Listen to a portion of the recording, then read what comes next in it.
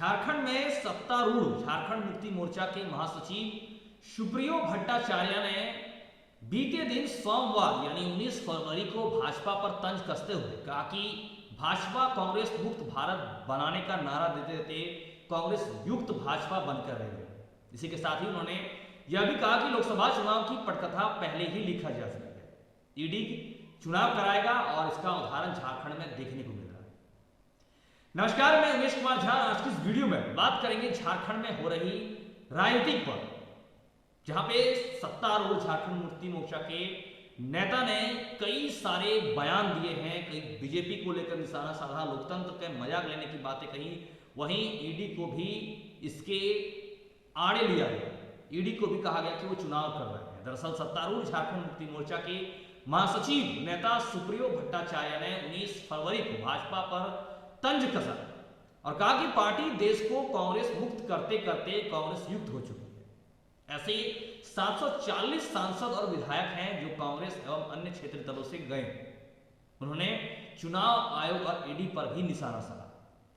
उन्होंने चुनाव आयोग और ईडी पर निशाना साधते हुए यह कहा कि भाजपा के राष्ट्र अधिवेशन पर कटाक्ष भी किया। साथ ही यह भी कहा कि 2024 से बिना लड़े चुनाव जीते ही विदेशों से आमंत्रण मिल रहे हैं। यह हास्यास्पद स्थिति है और लोकतंत्र का माहौल उड़ रहा है। वहीं चुनाव आयोग के बारे में कहा कि इलेक्शन कमीशन तो केवल चुनाव की तिथि घोषित करे, चुनाव ईडी कराए।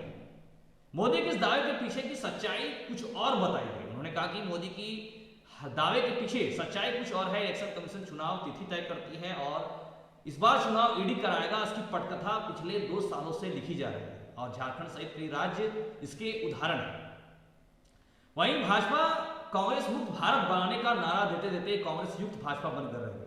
भाजपा के 10 साल के शासन में कई चीजों की परिभाषा बदल गई। देश में दूसरा किसान आंदोलन शुरू हो चुका है, किसानों को नजरबंद कर दिया गया है। किसान सरकार से एमएसपी मांगते हैं तो सरकार उन्हें इनोवेशन एग्रीकल्चर का प्रस्ताव देती है, यानी किसान धान, मक्का और गेहूं की खेती नहीं करे, वे कॉरपोरेट घरानों के लिए दाल और कपास की खेती करे। सुप्रियो भट्टाचार्य ने इस दौरान कई लोगों को निशाना साधा, कई बातें रखी। उन्होंने यहां तक ये कहा कि सीट शेयरिंग पर भी सहमति बन चुकी है। इस दौरान उन्होंने सीट शेयरिंग के मामले को भी बात की। उन्होंने कहा कि भाजपा के आदिवासी और दलित प्रेम का उन्होंने उपहास लगाया। कहा कि हेमंत सोरेन पूरे देश में घूमेंगे। सुप्रियो भट्टाचार्य ने कहा कि झारखंड को लेकर लोकसभा चुनाव के सीट शेयरिंग पर सहमति बन चुकी है और जल्द ही सीट और संभावित प्रत्याशियों का ऐलान कर दिया गया है। बिहार और उड़ीसा में थोड़ा पेंच फंसा है, जिसे जल्द ही सुलझा लिया जाएगा। उड़ीसा में लोकसभा के साथ साथ विधानसभा का भी चुनाव होना है। बंगाल पर भी सहमति बहुत जल्द बन जाएगी।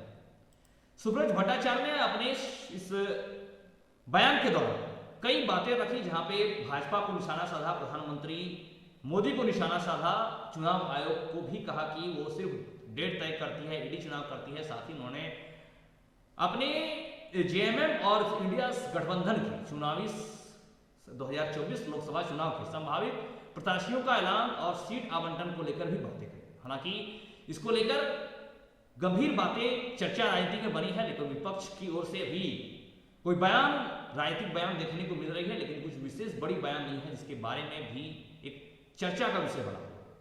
आज की इस वीडियो में इतना ही। आगे आपसे फिर मिलेंगे कुछ नई अच्छी खबरों के साथ। हमारे साथ अंत तक बने रहिए। धन्यवाद। जय हिंद, जय भारत।